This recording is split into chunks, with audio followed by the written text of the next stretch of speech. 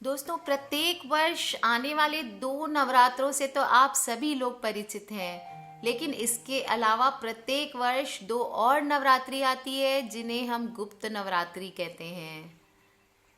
दोस्तों, पूर्व काल में इसका ज्ञान केवल उच्च कोटि के साधकों को होता था, जो इस समय में उपयोग विशिष्ट साधनाओं को संपन्न करने में किया करते थे। पर अभी सोशल मीडिया की वजह से इस बार गुप्त नवरात्रियों का विशेष फॉलो किया जा रहा है, पूजन किया जा रहा है। लोगों के पास से क्वेश्चन आ रहे हैं कि गुप्त नवरात्रि है क्या। मैंने और भी वीडियोस अपलोड किए हैं। जो साधक है, देवी माँ के उपासक हैं, वो उन वीडियोस को भी देख सकते हैं कि गुप्त नवरात्रि क्या है और कैसे पूजा किया जाना चाहिए, क्या पूजन विधि है। दोस्तों, अष्टमी है गुप्त नवरात्रि की कल, और गुप्त नवरात्रि में पूजा उपासना सामान्य नवरात्रों के समान ही करनी है आपको। लेकिन इस दौरान गुप्त नवरात्रों में तांत्रिक समाज के लिए बहुत ही महत्वपूर्ण होता है, और तांत्रिक समाज इस समय की लगातार प्रतीक्षा करते हैं।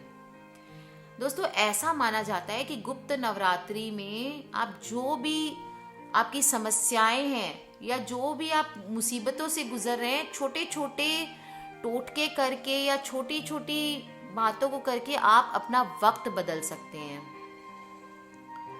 10 महाविद्याओं की उपासना का समय होता है ये, और ये जो 9 दिन है वो कहते हैं कि आपकी जीवन को बदल सकते हैं, आपके फ्यूचर को बदल सकते हैं। लेकिन ये डिपेंड करता है कि आप इन 9 दिनों में कैसे अपने जीवन का व्यापन करते हैं। दोस्तों, 8वें दिन यानी अष्टमी को भीष्म तर्पण दिवस माना जाता है। ऐसा माना जाता है कि इस दिन भीष्म जी को जल अर्पण करें और संतान की प्राप्ति की इच्छा करें तो तेजस्वी आत्मा आती है। इस बार 4 फरवरी 2017 शनिवार को भीष्म अष्टमी है। माघ मास की शुक्ल अष्टमी तिथि धवल निबंध ग्रंथ के अनुसार इस तिथि को भीष्म जी का तर्पण दिवस भी है, और ब्रह्मचारी भीष्म जी का तर्पण करने से लड़के लड़कियां तेजस्वी हो सकते हैं। तो दोस्तों, चलिए आपको मैं बता दूं भीष्म अष्टमी एक्चुअली है क्या और कैसे इसमें हमें पूजा करनी है। दोस्तों, जैसा मैंने बताया, माघ मास की शुक्ल पक्ष की अष्टमी को भीष्म अष्टमी कहते हैं, और धर्मशास्त्रों के अनुसार इस दिन भीष्म पितामह ने सूर्य के उत्तरायण होने पर अपने प्राण त्यागे थे, और उनकी स्मृति में इस व्रत को किया जाता है। इस दिन प्रत्येक हिंदू को भीष्म पितामह के निमित्त कुश, तिल व जल हाथ में लेकर तर्पण करना चाहिए, चाहे उनके माता पिता जीवित ही क्यों ना हो। और जिन्हें संतान प्राप्ति करनी है उन्हें तो स्पेशली ये जरूर करना चाहिए भीष्म पितामह व्रत। तर्पण करते वक्त आप ये मंत्र का जाप कर सकते हैं। माघे मासी सीताष्टाम्याम सतिलम भीष्म तर्पणम श्राद्धच्च ये नराः कुर्युस्ते स्युः संतति भागिनः। दोस्तों, महाभारत के अनुसार जो मनुष्य माघ शुक्ल अष्टमी को भीष्म जी के निमित्त तर्पण, जल दान आदि प्रदान करता है, उसके वर्ष भर के पाप नष्ट हो जाते हैं। तो दोस्तों, आपको भीष्म अष्टमी के दिन सुबह सुबह स्नान करने के बाद, स्नान देखिए आपको कोई भी आपके पास में नदी हो, सरोवर हो, कोई भी जलाशय हो, वहाँ पे आप स्नान कर सकते तट पर। यदि नदी या घर पे सरोवर पे आप ना जा पाए तो घर पे ही थोड़ा सा तिल डाल के स्नान कर लें, और भीष्म पितामह के निमित्त हाथ में तिल जल आदि लेकर, जनेऊ अगर आप पहनते हैं तो कंधा बदल लें, और दक्षिणाभिमुख होकर तर्पण करना चाहिए। मंत्र आप अगर बोल सकते हैं तो ठीक है, और नहीं तो ऐसे ही मन में प्रार्थना कर ले। बोले, हे भीष्म पिता, हमारे सभी पापों को नष्ट करो, हमें संतान प्राप्ति का वरदान दो, या जो भी आपकी मनो की इच्छा है वो इच्छा मन में भाव करके आपको अर्घ्य दे देना है।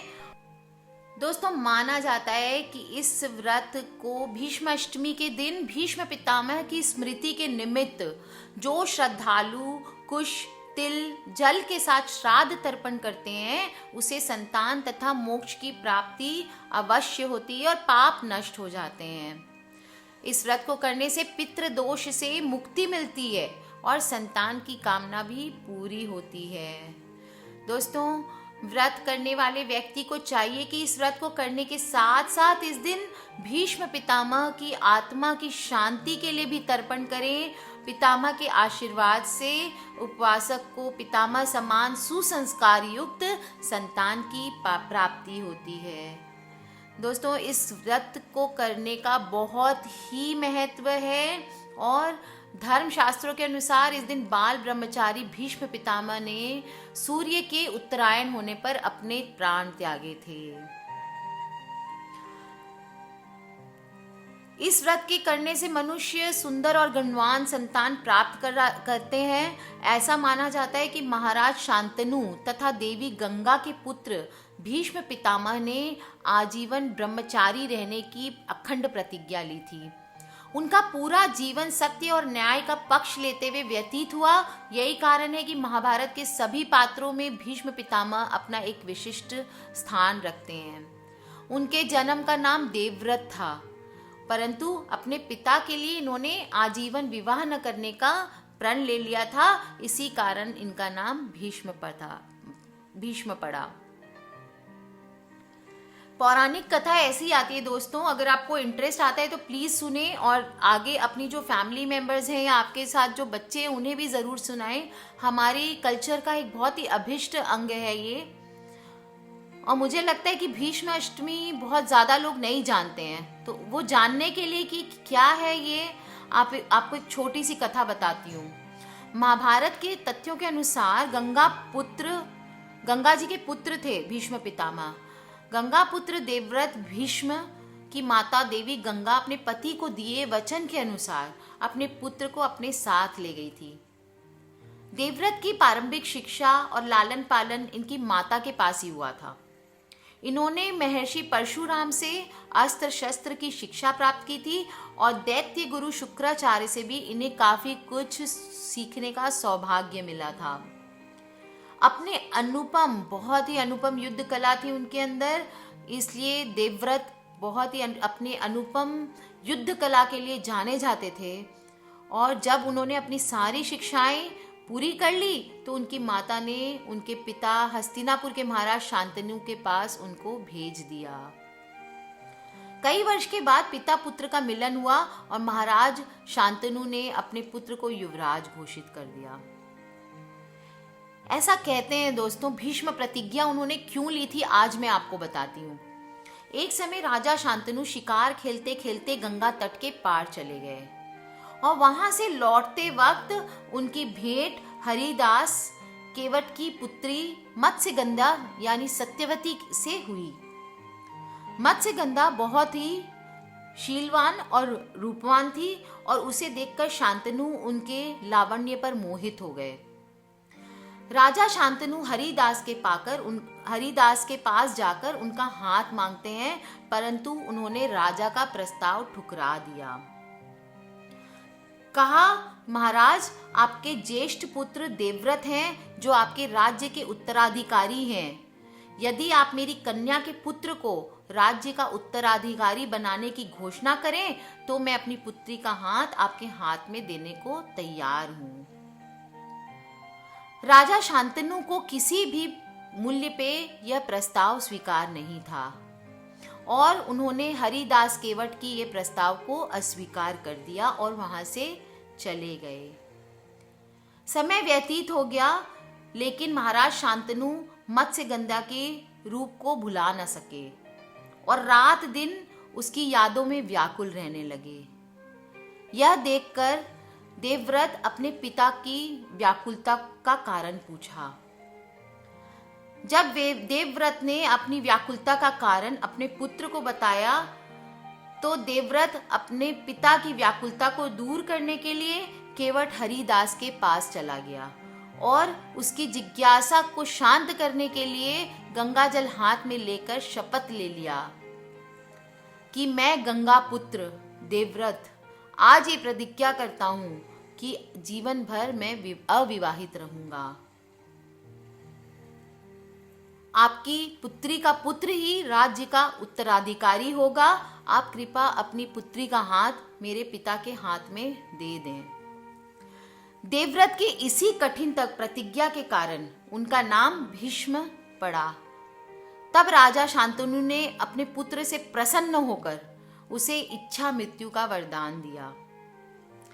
महाभारत के युद्ध की समाप्ति पर जब सूर्य देव दक्षिणायन से उत्तरायण हुए तब भीष्म पितामह ने अपना शरीर त्याग दिया। और दोस्तों, इसीलिए माघ शुक्ल पक्ष की अष्टमी को उनका निर्वाण दिवस मनाया गया है। तो दोस्तों, इस भीष्म अष्टमी को प्रतिज्ञा कर लें, हम भी प्रतिज्ञा कर लें कि ये व्रत को हम करेंगे और भीष्म पितामह को हम तर्पण प्रदान करेंगे। आज के लिए बस इतना ही। जुड़े रहिए, मिलते रहेंगे, बातें करते रहेंगे। कोई भी क्वेश्चन हो दोस्तों, वीडियो के नीचे लिख के आप मुझसे पूछ सकते हैं, हमें ईमेल कर सकते हैं दोस्तों। और गुप्त नवरात्रि की छोटी छोटी जो उपाय हैं उनको अपनाते रहिए, हमारे कष्ट दूर होते रहेंगे। टेक केयर दोस्तों। हमारे कल्चर का एक बहुत बड़ा पार्ट है भीष्म पितामह की स्टोरी। इससे पहले मुझे तो नहीं पता थी, आज आपको बताते बताते मैंने भी जानी है। Take care friends, love you all, happy Navratris. और भीष्म पितामह की आप सबको बहुत बहुत बधाइयाँ। जय माता दी।